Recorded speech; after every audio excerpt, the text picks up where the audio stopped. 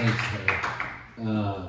I live about a mile away from here in a house that my parents bought in 1983 when I was 13 years old, and it was the first home, even amongst those that my parents lived in, that I called home.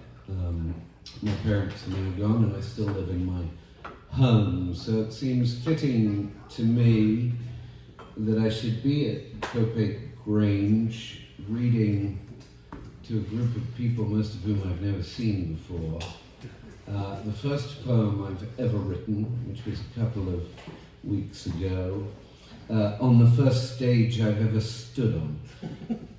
So here we go.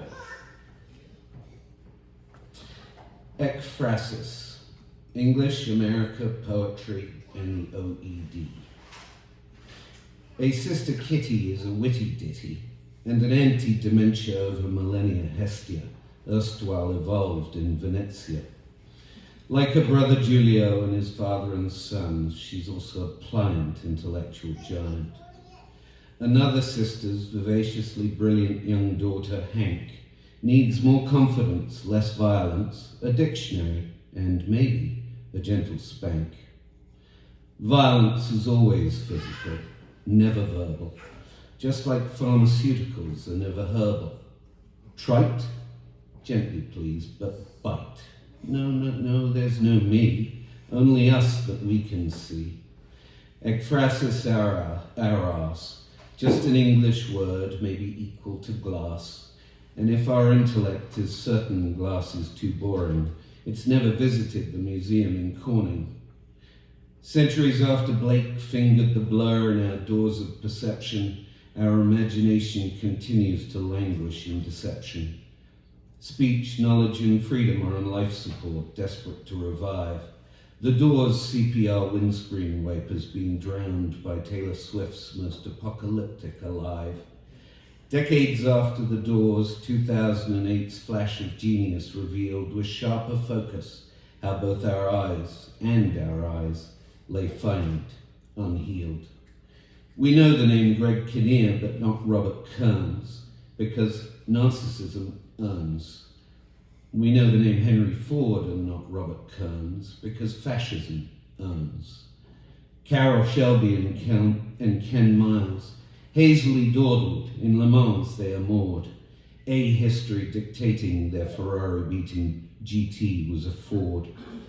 Henry I was a Nazi, we surely now know, and we think his kids fly swastikas wherever they don't show. Oh, America, our newfound land, Christian in its sand, adopted and then worshipped, greed and its smaller brother fame, is now approaching an easily foreseeable coma, lame. Our family, friends, and neighbors, like Hardy's moon-eyed fish, query this indifferent slime, with hopes and prayers, just a traumatized wish. 2,000 years designed too dumb to intuit that the deadly sins have more powerful virtues that annihilate sins with fins, not florins. Majestic English is the repository of our culture, the Oxford Dictionary, the Bible of our future. As we conclude, didn't Coleridge almost find that poets would one day be the legislators of all humankind? We can imagine when Cheney, Trump, and Netanyahu receive poetic justice, once the legislative, executive, and judicial branches form from amongst us.